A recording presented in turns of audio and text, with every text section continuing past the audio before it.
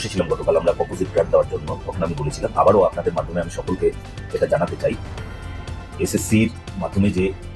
মহামান্য সুপ্রিম কোর্টের রায়ের ভিত্তিতে যে এসএসসি হয়েছিল এবং যে নিয়োগ প্রক্রিয়া মাঝখানে স্থগিত ছিল, সেই নিয়োগ প্রক্রিয়া এখন সম্পূর্ণ হওয়ার দিকে, সেগুলোর কাজ দ্রুততার সঙ্গে চলছে। আমরা অতি স্বল্প সময়ের মধ্যে আমরা এই নিয়োগ প্রক্রিয়া সম্পূর্ণ করব, এবং যদি কিছু বাকি থাকে, আমরা যদি কোথাও দেখি যে আরো কিছু সময় প্রয়োজন, আমরা মহামান্য উচ্চ আদালতের কাছে আবেদন করব এবং আমরা কিছু সময় চেয়ে একটা সংযোজন আছে, সিডি কর্মীরা তারা কিন্তু তিনি বেতন পাচ্ছেন, তাদের রেজাল্টও বেরোয়নি। দেখুন, সেটা আমাদের প্রাথমিক যে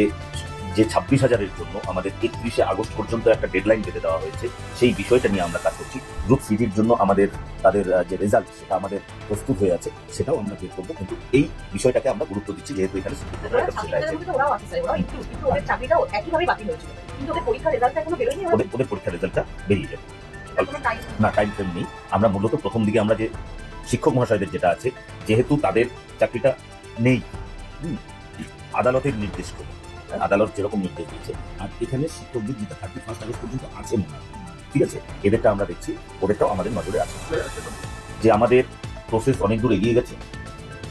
এবং আমরা 31শে আগস্টের মধ্যে যে হায়ার সেকেন্ডারি যেগুলো হয়েছে সেগুলো আমরা